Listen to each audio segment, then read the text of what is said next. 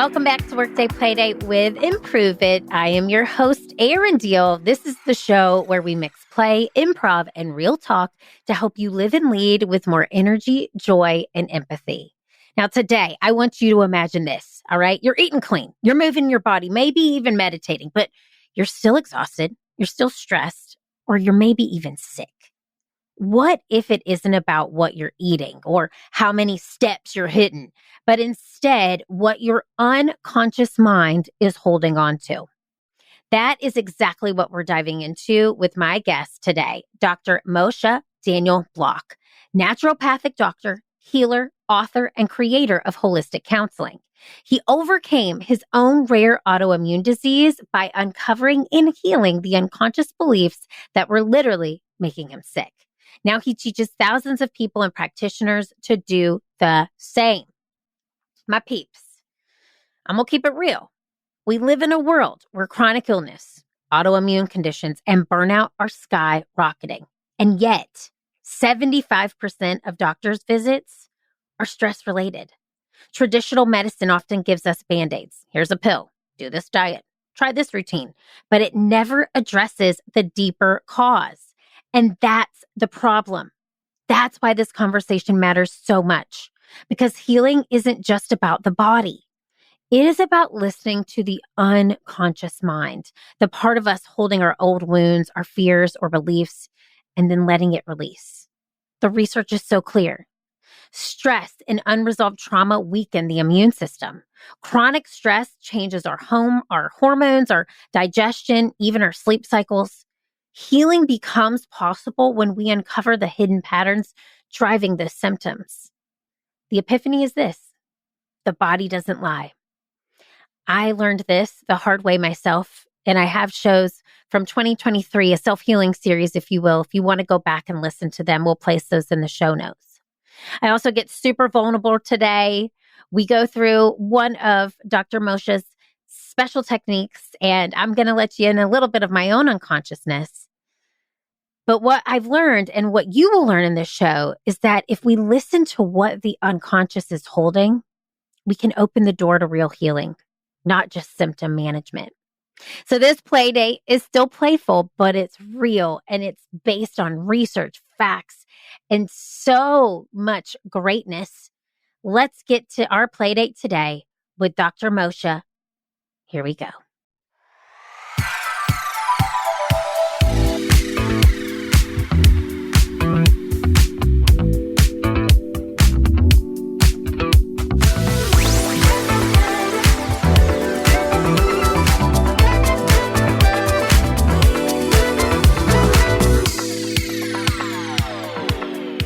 Okay, Dr. Moshe, welcome to Workday Playdate. I'm excited you're here, my friend. Thank you. Me too. So excited and happy. Okay, and you're coming to us from from Tennessee. Where in Tennessee are you? East Tennessee. I'm about 20 minutes south of Johnson City. Okay, I'm so pumped. We got an East Coaster on the line. Not kind of East Coast, Southeast-ish. We could kind of do that East Coast a little bit. East Coast for life. I feel Easty. Well, I'm glad that you feel Easty, and I feel excited that you're here, and I love to set intentions with the peeps we have on our show. We call our community the peeps. So what is one intention that you would either like to give or receive or have in this conversation today? To help people see with clarity, dispelling a lot of the myths and the misleading information of the central importance of the mind in health and healing and success. I mean, I think in the community, the business community, there is this idea of like what false beliefs are, blocking you. And that's a really good intro to this the mind playing a central role in health and wellness. So that's what I would love to establish today as an intention. Okay, can we use clarity? Can that be the one word? We'll say clarity, but I love that because there's so much Literally, I feel like I could talk to you for hours. This work just fascinates me. I've done my research on you, but I would love for you to just start with your personal story because you overcame a sickness that you have. And I'd love for you to share that. And what did it teach you about the unconscious and the physical illness? What did that unlock for you? And share that with our peeps. Yeah, for sure. Well, what it unlocked for me was a clarity. There's that word again. Going through training as a naturopathic doctor of the central importance of the mind in healing. Because, there's so many things that I learned as a naturopathic doctor, and very, very little of that is how our mind, how our beliefs influence our health. When that is clearly strong in my experience of getting sick with myasthenia gravis, a rare autoimmune disease where the immune cells are like attacking the cell as a reflection of the person, this guy with the two thumbs pointing at himself, attacking himself for not being perfect. So what I learned was that my belief that I needed to be perfect was strong enough that it held a reality position in my mind. So that when I was not fulfilling this idea, like you need to be perfect, buddy, then I would punish myself. I would attack myself emotionally, mentally. And as a result of that, my body reflected. So my body reflected that self-attack. So this is another thing that I learned, which was so key during some of the darkness that I went through in my training, just from the difficulty of it. And also from this sort of like very mechanistic naturopathic medicine has in an attempt to become credible, has gone very like material based, to try to gain credibility. But that's kind of a mistake. But it helped me realize, like, having this experience, like, I'll never forget it. I can never doubt it. That when I stopped turning against myself and attacking myself, my body didn't have to reflect it anymore. And so the autoimmunity, which is what autoimmune disease is, I've seen in the vast majority of my cases, some kind of self-attack, some kind of internalization of blame, guilt, attacking self with shame. We can do it in all kinds of creative ways. And then the body will reflect that. The body, generally speaking, is a passive passenger in our life, and it reflects what's going on in the higher faculty. So that's what I learned, and that's been great. Okay. I want to take this 800 places. I'm trying to land the plane because I feel you. I think I mentioned this to you I did before we hit record. And some of the peeps who are listening, I want to encourage you to go back to episodes in 2023 because I shared my own journey through physical pain. It wasn't autoimmune, but physical pain that was undiagnosable by doctors, was not showing up on x-rays, MRIs. And what I learned was that it was in my back and in my shoulders. And what I learned was that I was carrying the weight of so many people. And that is what our shoulders and our back do. And I was attacking myself for not giving enough to them, when in reality, I was basically being weighed down by 100 bricks that weren't mine. And I had to learn to stop people pleasing and being a perfectionist with that. And like always trying to look outward for validation when the real validation was internal. So I'm along with you for this ride because I believe in this work. And we have so many people who I know listening to this. I could list on one hand people that I know need this episode right now in their life immediately. So let's jump into this because I feel like there's just so much that we can learn from you. So one of your specialties is the VIS dialogue, right? Holistic counseling. Am I right in saying that? You're right. Okay. What is that in simple terms? And then what makes that different from traditional therapy? Yeah, great question. So the VIS dialogue, the word VIS comes from the Latin tenet of naturopathic medicine, vis medicatrix naturae, which means the healing power of nature. So it's like the healing power of nature dialogue.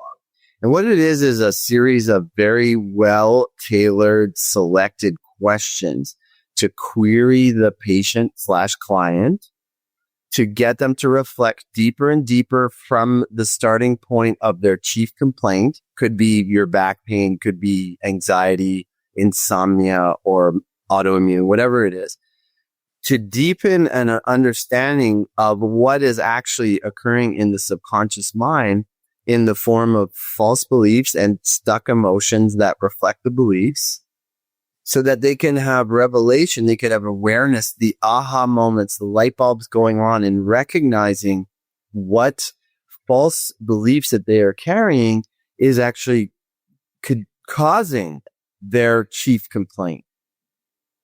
Can we do this? Can we do this? Can you guide us? You can use me. Use me as an example. I'm here. I'll be vulnerable. But can you give us a couple of the questions? Sure. Yes, go ahead. What are we working on today? First of all, we have to work on something legit, because the dialogue doesn't work if it's just willy-nilly, something comfortable to work on. It has to be based on something quite real.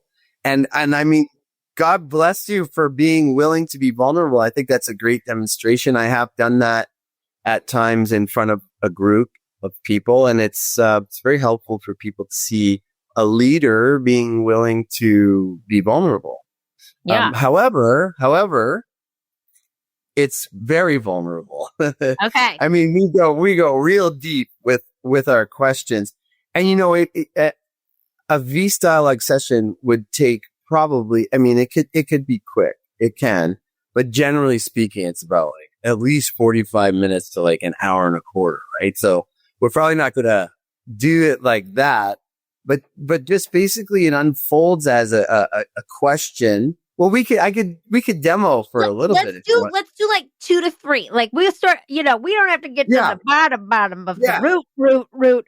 But I feel like for somebody listening, one of my peeps out there, and I got a few of them, I got a lot of them with a lot going on. Okay.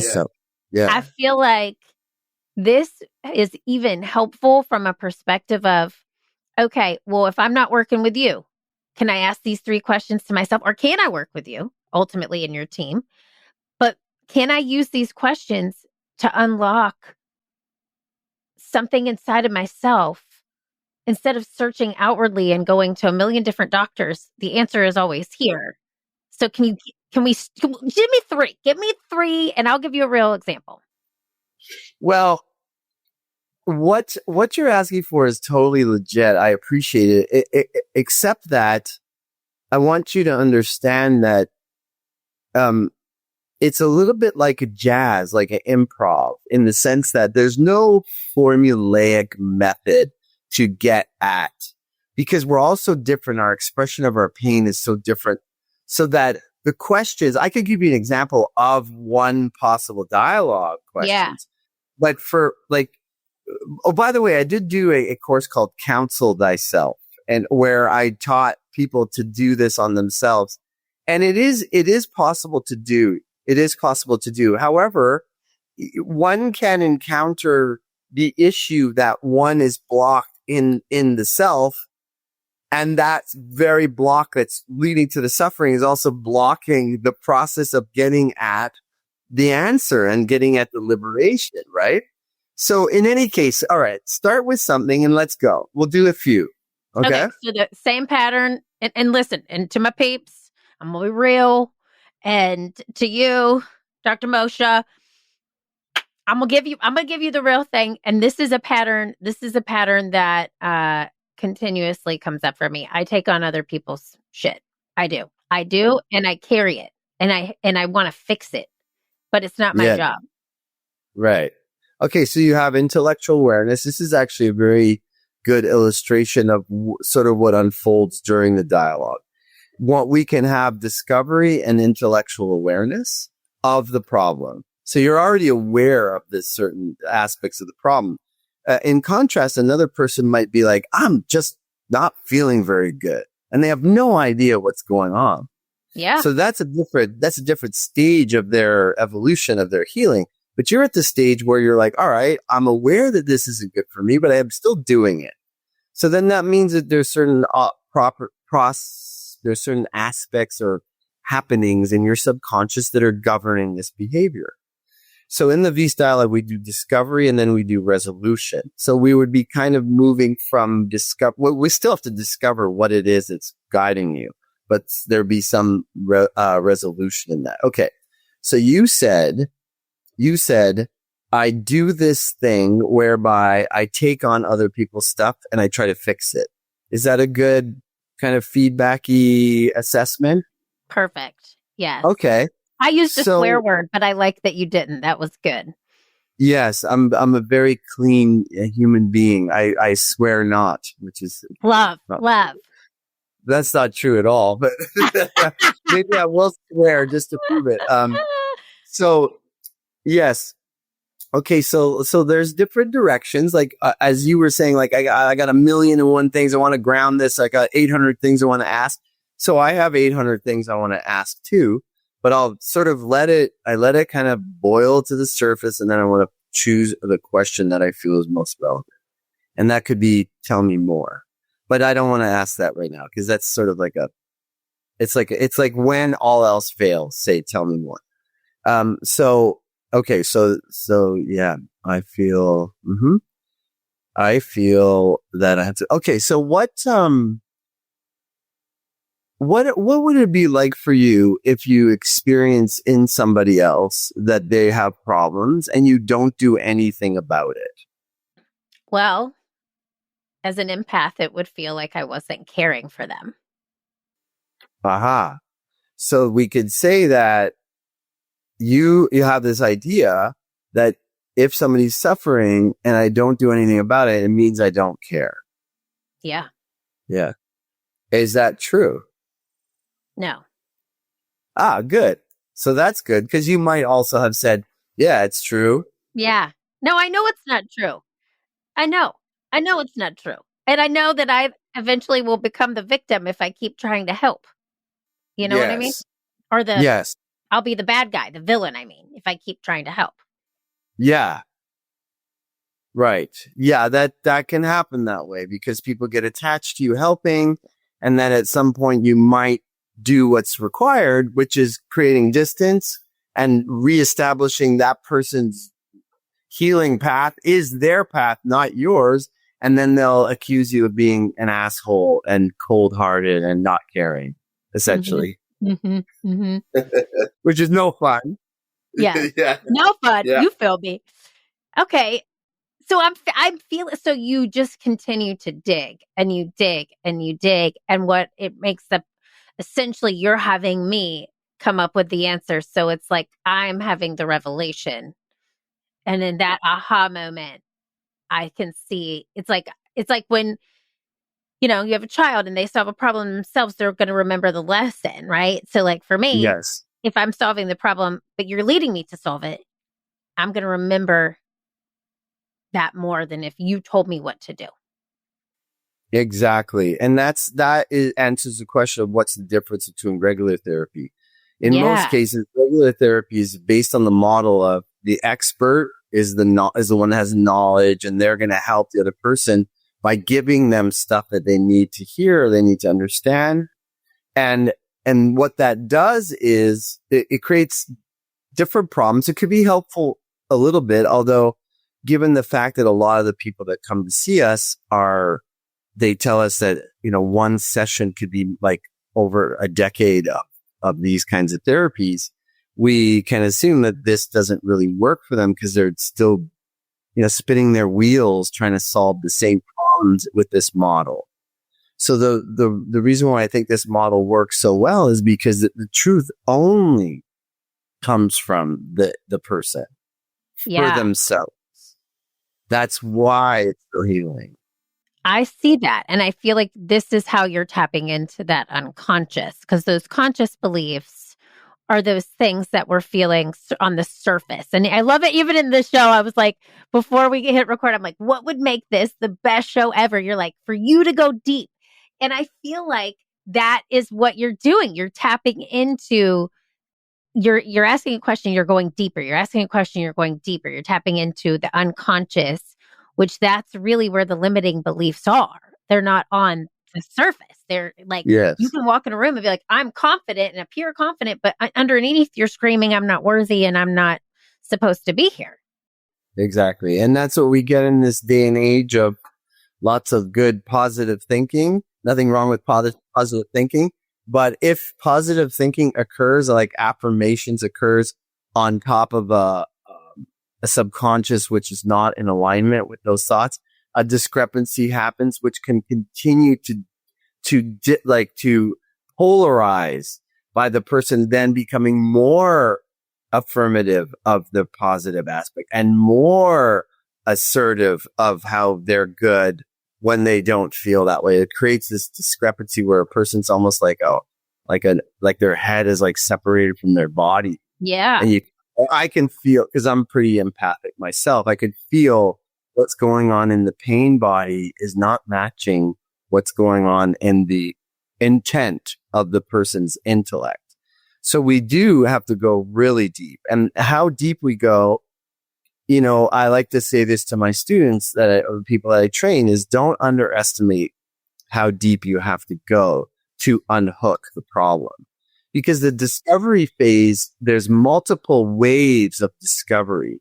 So first you get this, you can kind of like clarify a belief system. So we already kind of got to a belief system within the first question, is that I believe, even though it's not true, there's still some, idea that in order for me to care, I have to help people, or I have to be really concerned about what's going on with them in order to otherwise I don't care. So it's like that's like a mind pattern right there. So that pattern is an example of a belief, but it's probably pretty superficial for your quote unquote problem, which is going to be deeper. We're going to have to go into childhood and find out who the wounding parent was. Normally one, could be both, could be a sibling, could be an aunt or uncle, but these are less frequent. It's usually the parents. Yeah. Oh, I know. I have done, let me tell you something. I have gone there and I have been there and I saw, I got the tape of it, you know what I'm saying? And I know, man, I know exactly where it stems from. And I'll just say it and then we'll move on so we can help other people. But hopefully this helps somebody in this conversation. Like, I moved so much as a child. I moved so much. Like, I had to restart my life over 4 times when I was growing up. And I just know the need to be liked showed up so much for me and to be accepted. So how I was accepted was I was funny. And then I was also caring and a great friend. And I will be your best friend and I will show up for you, but I'm also going to make you laugh. And if I don't do that, if you don't feel me being your bestie, then I've failed and I'm not doing my job. And I also saw, like, I have some approval. Sorry, Dad. My dad was just like a great guy. He still is a great guy, but I sought approval from him for some reason. And I don't do that anymore. And so I cut that cord a while ago. And that felt really freaking good. But that childhood wound of liking and being accepted and belonging and having to like and I moved to places like that. I moved from the sticks of Georgia to like a suburb of Detroit. So I was this brand new, thrown into all different types of spaces and places. And I realized that's where it's from. I know it. My next question would be like, what we would want to focus on would be what it was like for you to move from all these places, and then to like the theme around being liked or not being liked is central here based on what you've shared. So that because you created a compensation to be liked by being funny and being there for everybody. And such that if you don't do that, you're going to be sitting with the original pain and the wound of what it was like to be torn from all these different places. Mm-hmm. Yeah, I've got friend groups from my past that I feel like they want me to show up a certain way and I just don't do it anymore, you know? Well, good for you. That's good. So you're fasting from the compensation, which is what I recommend everybody to do.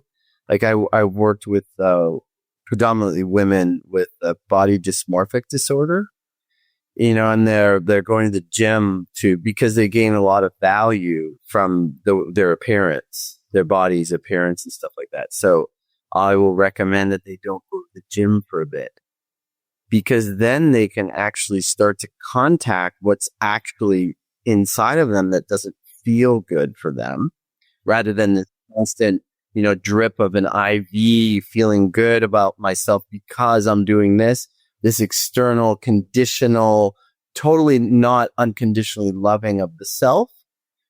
So then by eliminating that, which is what you've done, that's a step in the direction of healing, because the ultimately what the Beast dialogue is based on is this idea that who we are is unconditionally okay as we are. Like there's no condition that we need to meet to be okay. But we get into trouble because as kids, we don't get something. Let's say attention, respect, voice being heard, love, admiration from our parents, one or two. Then we identify that thing we're not getting. We say, that's why I'm not happy, because I'm not being loved. And as a child, it's true. It makes sense, because a child ought to be loved in that way and heard and nurtured and all that. But our lives are set up in a very special way that creates this wonderful opportunity for a wound. But then we get attached to thinking, if I could only be heard, or if I could only be loved in the way I want to be loved, then I will be okay. So that's a condition. And that condition is actually not true, even though it was at a time when we were a child. So we have to kind of like understand that who we really are is unconditionally okay, and to detach from the need for having these conditions met in order to be happy. Okay. I'm literally we're bouncing all over the place, but I have to show you this, because I don't, are we? Okay, we're in it. We're in the deep pockets, but I want to bring in something. That might bounce us, because I'm a pretty spiritual person and I meditate a lot. And I'll tell you that this same pattern is coming up for me again of acceptance and likability, and I'm entering in some new things within our business that are causing these like parts of me to flare. And I had this meditation last night, and it was like beautiful, and it was a writing meditation, and I'm a little impatient for things in my life at this moment, because I want them to happen sooner. And I got this literally download that was the word wait, but it's an acronym. And it was WAIT. Why am I trembling? And then, so why am I in fear? And then it's like, here's the opposite of that. Same acronym, WAIT. What's already is there, or what's already is there. So no, hold on. What already is what there? already is there? What already is there? Yeah. Because Nice. I think that pulls into what you're saying. When we look around for external validation, and when we seek approval and we seek all these things, we're essentially turning to fear, instead of, if we take a peek at what already exists. When we stop going to the gym and we look in the mirror and we see this beautiful body standing before us that gives us life and helps us walk and helps us do all these things, we're paying attention to what's already there versus this external factor that I feel like a lot of us crave, myself included. Yeah, for sure. All of us. We crave in our own way, we crave something outside of us. And otherwise we'd be kind of enlightened to the fact that we are already there. We are okay. We are good. We are full of light and peace. There's nothing that we need externally to give us that thing, because the thing is not outside of us. That's the big deception of this world. You know, it's like this world is here to continuously reinforce this notion of you gotta, you know, get the grades or look the part or say the right thing in order to be okay. And that's false. That's completely false. The peace of the self, like SELF, is connected to the energy of the cosmos, which is good. It's good. Totally. It's peace. Yeah. And I feel like, so when people, and tell me if I'm misstepping here, when people tap into their unconscious, and I noticed you say unconscious, not subconscious. Is there a reason? No. Okay.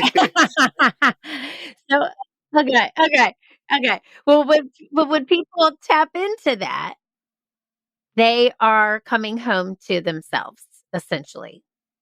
It's closer. It's closer. The self that I referred to is beyond the subconscious. We have different depths. Yeah. And we could also refer to these as like the bodies that we inhabit. So obviously the physical body is an obvious body that we inhabit. So is the emotional body, and the mental, like the intellect, is also a body, although it's subtler. The emotion is less subtle than the intellect, and the physical body is obviously the least subtle. But the emotional field is what kind of dwells with the subconscious. So, you know, you might feel upset, and you could feel that you're feeling upset, but might not know why. Like you might not have, that's a little bit out of touch, because the subconscious, it has the mind stuff buried in it. Sure. And I like to, something is very helpful for people that I like to share. It helps them understand, demystify the unconscious, because it sounds so like, oh, the subconscious, like, what is it? How do we know it? It's so mysterious. We'll never get a grasp of it. But really, the way I see the subconscious is just like layers of sedimentation in a mountain.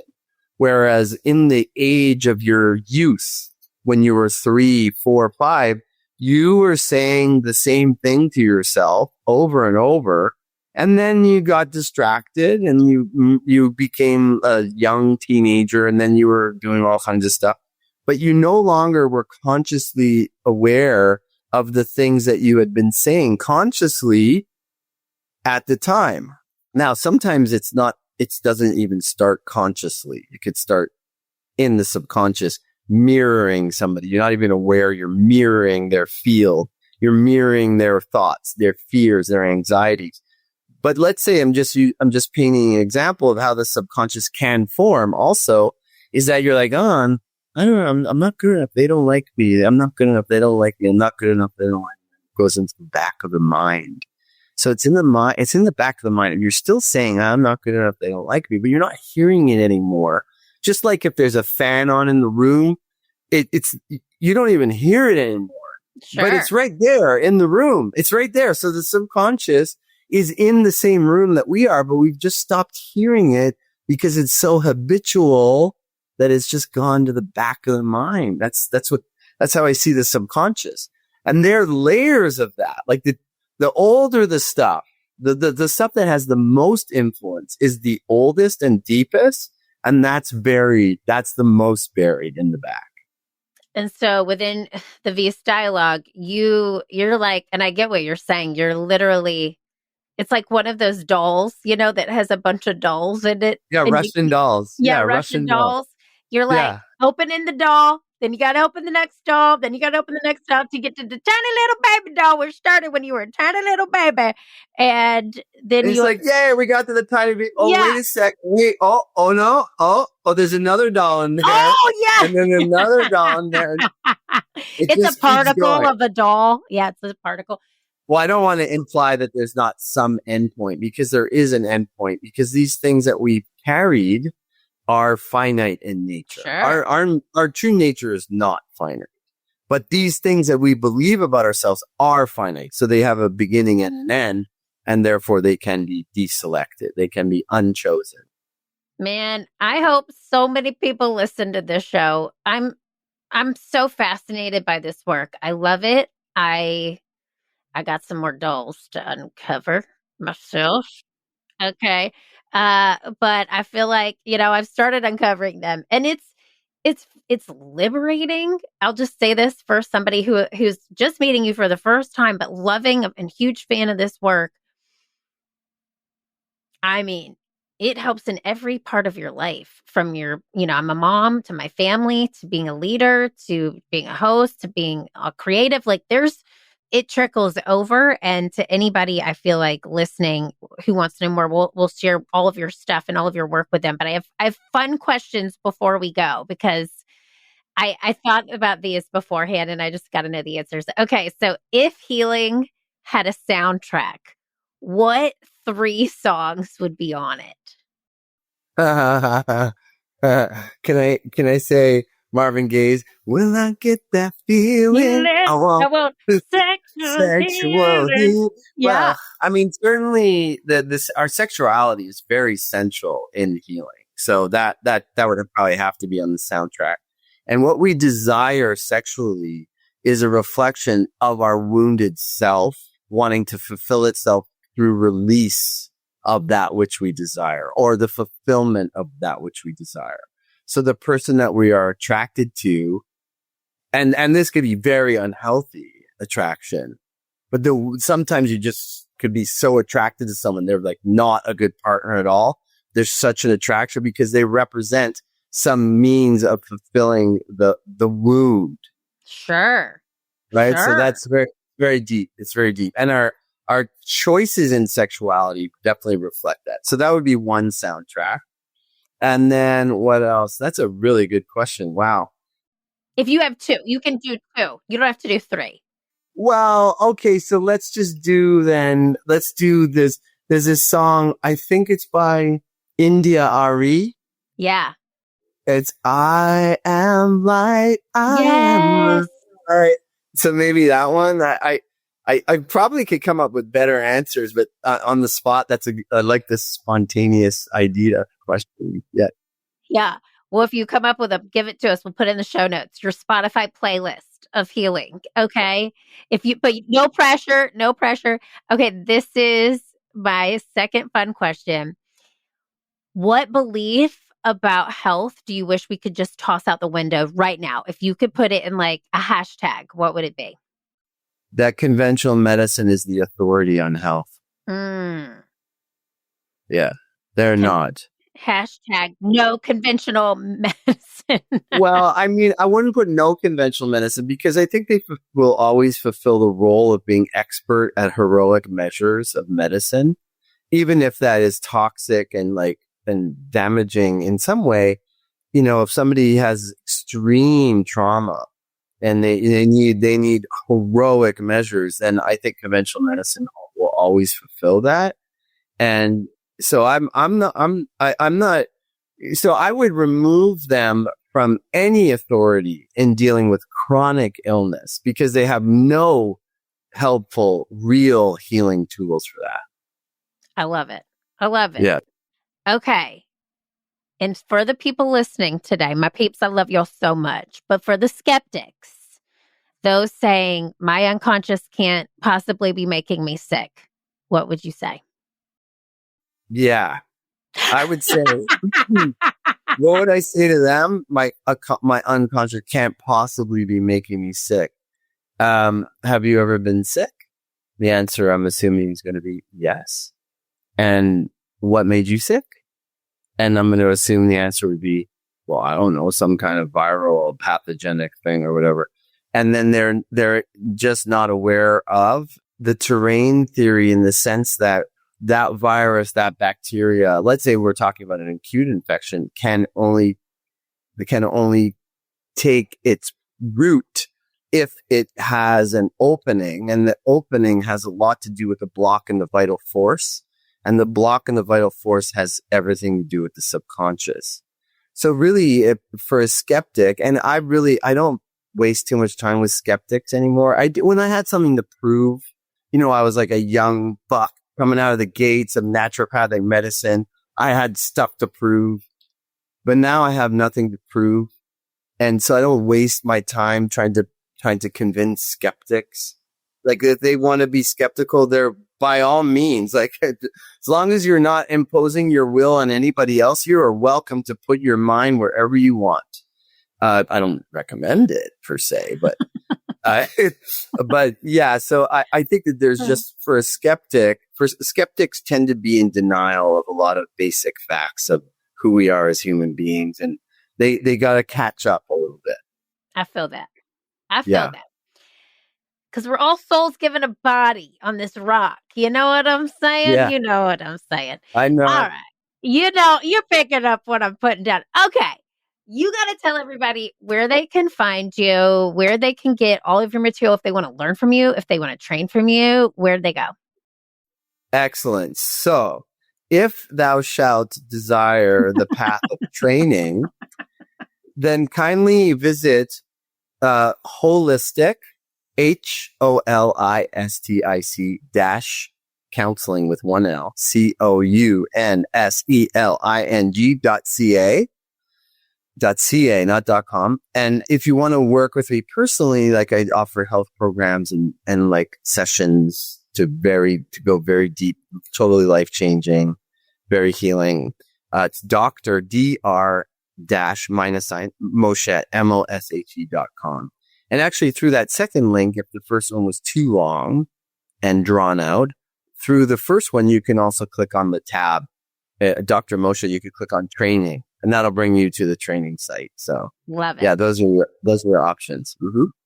We'll hyperlink them all in the show notes. We'll hook you up. We'll give everybody, if you give us that playlist, we'll put the playlist in there. But I want to thank you so much for the clarity. There it is, the word, the clarity that you gave us today. I feel I uncovered some stuff in the unconscious. Okay. And as the guinea pig, I'm going to tell you, it works. It reminds you of where you're coming from and where you want to go.